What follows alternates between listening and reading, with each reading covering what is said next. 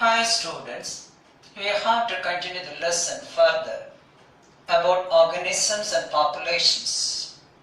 Now we have to discuss the first one, niche or ecological niche. Normally, each organism has its own unique habitat and also it possesses an ecological niche. An ecological niche includes number one, a physical space occupied by an organism. Number two, its functional role in the community. These together form ecological niche. That is the position and the function. Okay, so a physical space occupied by an organism and its functional role in the community. Now, the ecological niche of an organism not only just involves and depends where it lives, but also it includes the sum total of the individual's environmental requirements. Now the term what is called ecological niche was given by Charles Elton in 1927. He was the first to use the term niche. The term niche was used by him only. And he defined niche as the functional status of an organism in its community. So, he just referred niche as the functional status, the working status. So, I mentioned already we have the physical space and the functional status of an organism together for ecological niche. What is the role played by an organism in a particular what is called habitat? That functional role we can call it as niche. So, the functional status of an organism in its community, he defined, that is what is called actually the niche as the functional status of an organism in its community. Now, furthermore definitions, I will come back to this one later once again. What are gills? What are equivalent? That is niche. Now, another definition for that one, the lifestyle of an individual population in the habitat is called its niche. The lifestyle is nothing but the functional activity. So we have different actually definitions. What are the components included in niche? Now Charles Elton defined niche in what way? The functional status. Now another definition, the lifestyle of an individual population in the habitat is known its niche. The lifestyle, in what way it is working, the activities we can see. There is also another definition. The niche of an organism can be defined as, that is the total position, where it is there, either in the upper layer or in the middle layer or the bottom layer. That is called as a total position, where it is there in that habitat, its position, and the functions of an individual in the environment. So, the niche of an organism can be defined as the total position and functions of an individual in the environment. And for that I will give you, that is examples of crickets and grasshoppers in the coming lessons, in the coming portions. Okay, anyway, the niche of an organism will be defined as, that is the total position and functions of an individual in its environment or in the environment. Now, I mentioned about Charles Elton was the first to use the term, that is niche. Now we have to go for what is called ecological equivalence. What are gills? What are gills? Groups of species with what is called comparable role and niche dimensions within a community are termed as gills.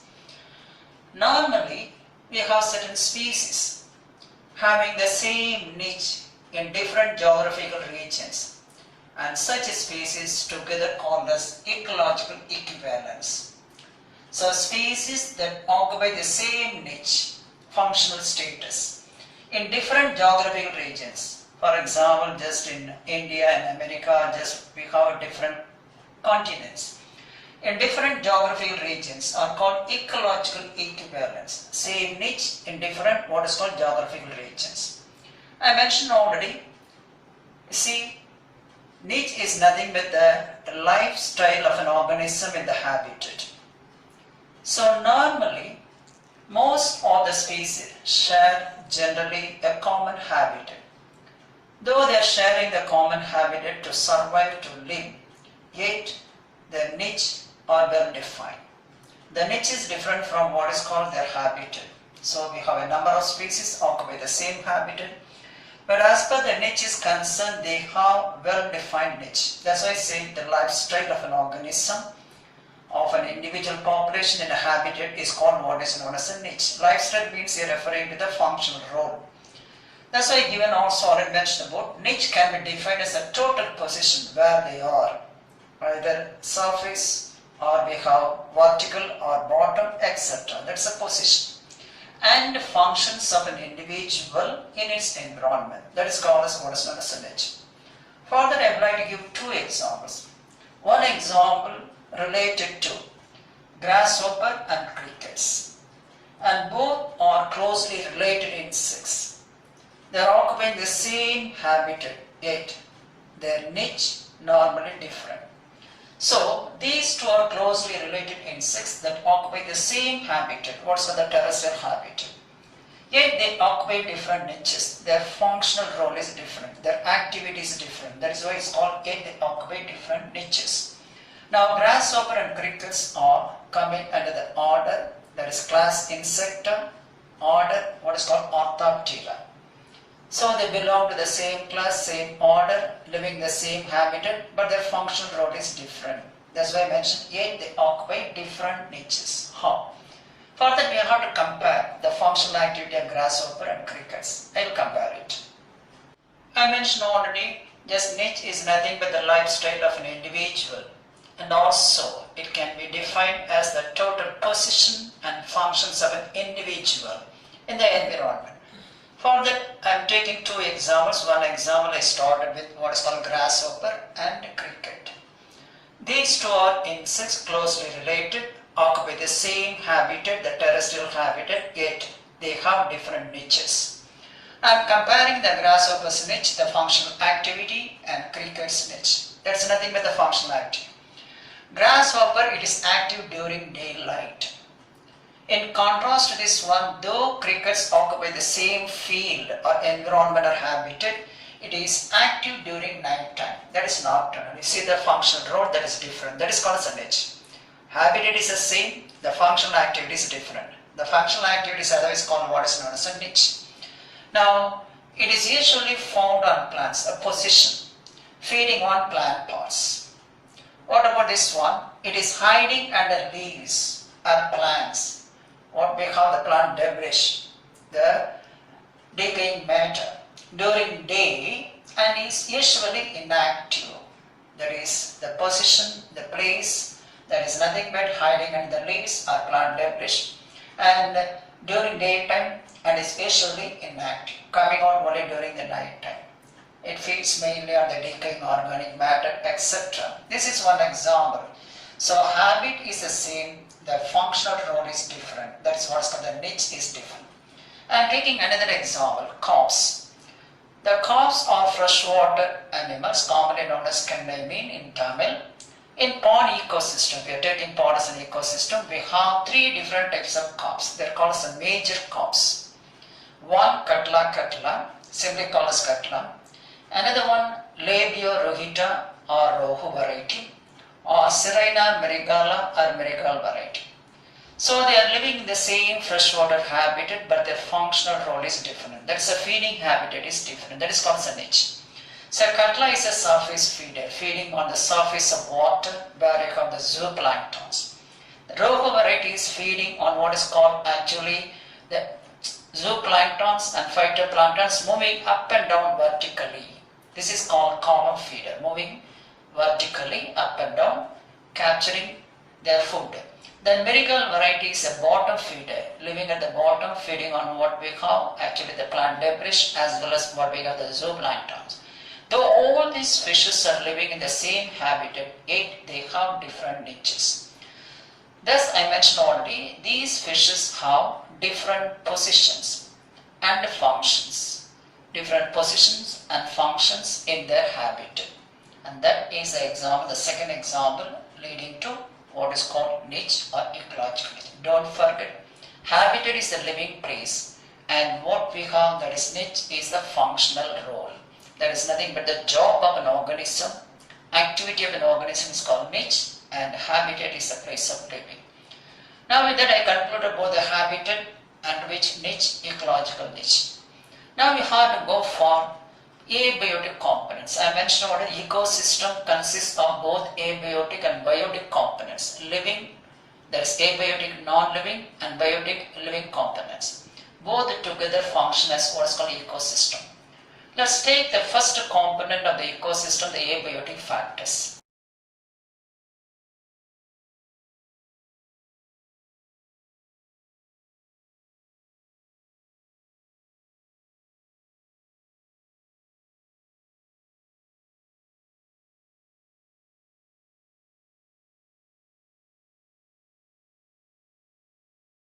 I mentioned already ecosystem is formed of two components. One is a living component called biotic. Another one, the non-living component called abiotic factors. Now let's see what are the major abiotic components or factors. Normally these factors are either physical or chemical factors. They affect or influence and the functioning of the organisms. Actually, they play a greater role. Now, one of the factors, a major factor, and this one, temperature. What are the effects of temperature? So temperature, you know, it is nothing but the hotness or coldness. Now this temperature is an essential factor and variable factor. It is an essential and variable factor. Now, what are the effects of temperature? Now normally temperature influences all forms of life, starting from the early life till the death of the individual, and affecting many vital activities. For example, metabolism, then the behavior of an animal, then we have what is called the reproduction, the development, even the death in the biosphere. So that's role one. Normally, the minimum and maximum temperature changes, they normally affect the survival of the cells. Okay? The minimum and maximum temperature of the environment regulates. We can say the minimum and maximum temperature changes. We can write in this way, temperature changes of environment normally regulates the survival of the cells. For the survival of the cells, for the regulation of the activity, we need a temperature. You know the metabolism. All metabolism or metabolic activities or the reactions or biochemical reactions catalyzed by what is called the enzyme. So the metabolism of an individual is regulated by an enzyme, and that enzyme is temperature sensitive. Each enzyme is normally requires an optimum temperature, beyond which, either below or beyond which, what will happen? The enzyme will be denatured, because all enzymes are exclusively proteins. When the temperature increases, the destruction or degeneration of the enzymes occur. So we need an optimum temperature for the enzyme activity. And then only the metabolic activity is possible. So anyway, metabolism regulated by enzymes are under the control of temperature. In many organisms, if you are taking that one, the sex determination and the sex ratio, that is between male and female individuals. Then we have the gametogenesis. You see that one, the maturation of gonads. For example, you see that one in the case of birds, they need temperature for incubation, hatching, and also reproduction. Even the formation of gametes, gametogenesis. For example, in the case of human being, the testes are kept in the scrotum in order to reduce the temperature by 2 degrees Celsius, 2 to 2.5 degrees Celsius, then only spermatogenesis is possible. So, maturation of gonads, that's testes and ovary, gametogenesis, and reproduction, all being influenced by what we call the temperature. So, we have to go furthermore effects in the form of a rule proposed by different people. Now, one of the effects of temperature is animals, particularly birds and mammals living in colder regions, are larger in size or greater in body size than the warmer regions. What is the reason for that one? So the heat production depends on the volume of the body or size of the body. The heat loss depends on the surface of the body, surface area of the body. So normally the volume increases as the animal increases in size. And animals living in cold regions must produce more energy within the body, and they have to prevent what is called the heat loss. So more is the surface area, heat loss is there more, because heat loss occurs when there is more surface area, but not depend on what we have the volume and size of the body. So in order to just actually maintain the heat, these animals in cold regions produce more heat within the body and prevent what is called the heat loss. Because of this reason, what will happen? These animals have large body size to prevent the heat loss. At the same time, they have less surface area because heat loss depends on the surface area. So these animals should have less surface area but greater body size. For example, in the case of polar bear or in the case of whales living in colder regions, they have enormous in size when compared to their counterparts living in, for example, the warmer regions. This is to prevent heat loss, to maintain the heat of the body. That's why they have larger what is called body size and less surface area to prevent what is called the heat loss. And that is what is called Bergman's rule. Because of this reason, to maintain the heat, to prevent the heat loss, they have greater body size. So greater is the body size and less is the surface area. If the surface area is more, heat loss occurs. That's why they have larger body surface with less surface area. As in the case of, for example, the polar bear or in the case of whale. So example, polar bear and whale.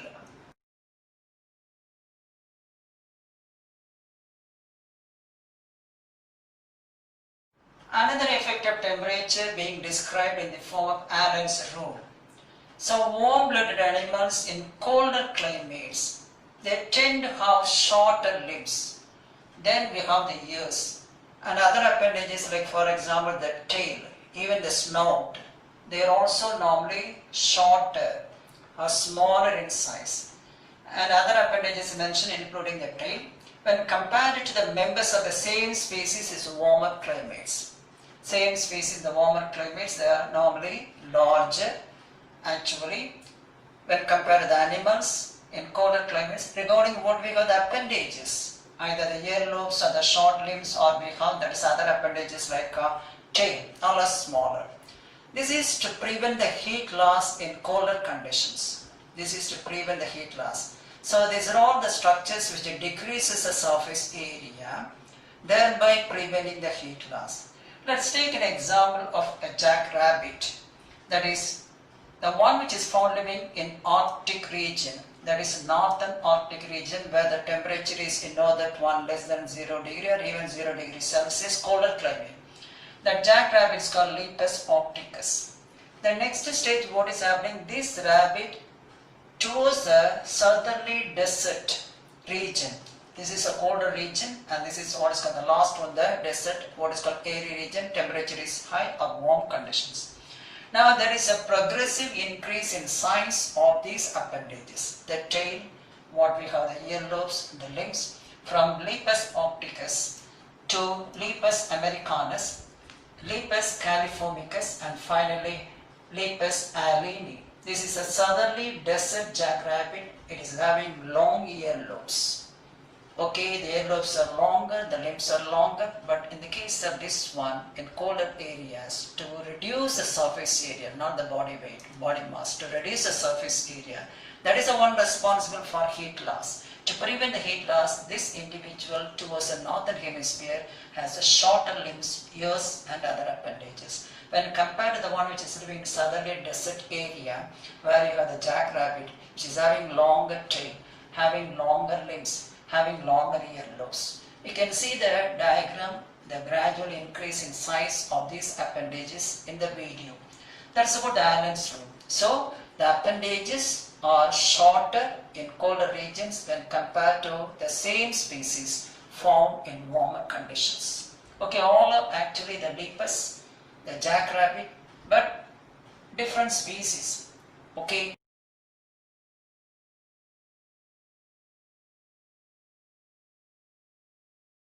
Another effect of temperature can be explained with the help of a rule what is called Jordan's rule.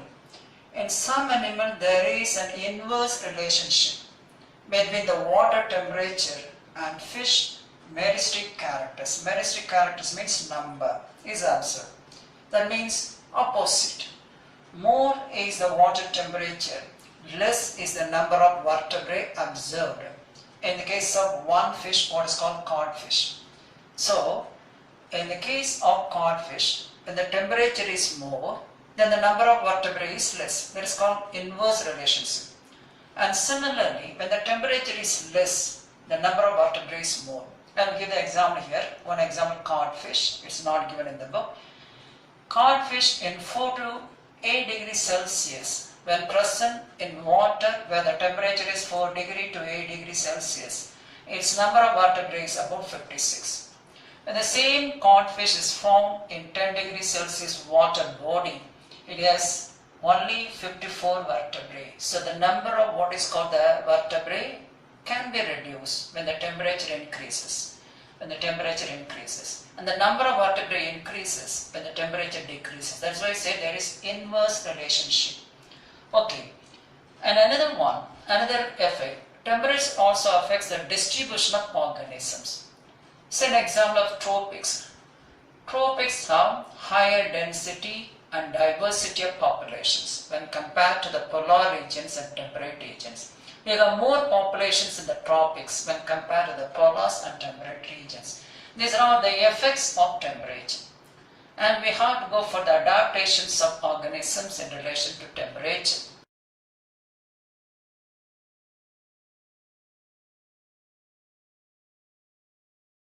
Now, what are the adaptations seen in the case of organisms to temperature? Adaptation to temperature is essential for the survival of an organism or what we have a species. Now, what do you mean by eutherms?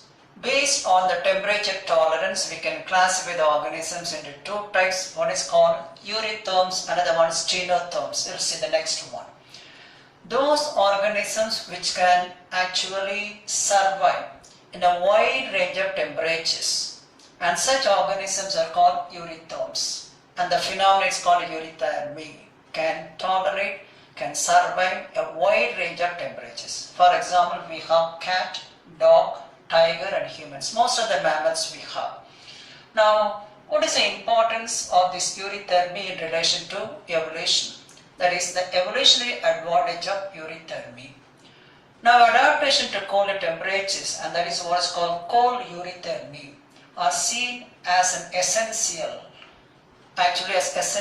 for the survival of the organisms during ice ages. That is one of the evolutionary point of view and advantage. Organisms have developed the ability to survive during ice ages when the temperature is falling down. Another one in the case of what is called natural selection. Now, the ability to survive in a wide range of temperatures in the case of organisms increases the species' ability to inhabit other areas also, an advantage for natural selection. Now, the third one, euthermy, is an aspect of thermoregulation in organisms, temperature regulation in organisms. So that's about what we call the evolutionary advantage of euthermy. We have to go for the next one, stenothermy, the last part, under the temperature adaptations. What are stenotherms? In contrast to eutherms, now organisms which can survive a narrow range of temperature, that one is a wide range of temperature, are called what we call stenotherms.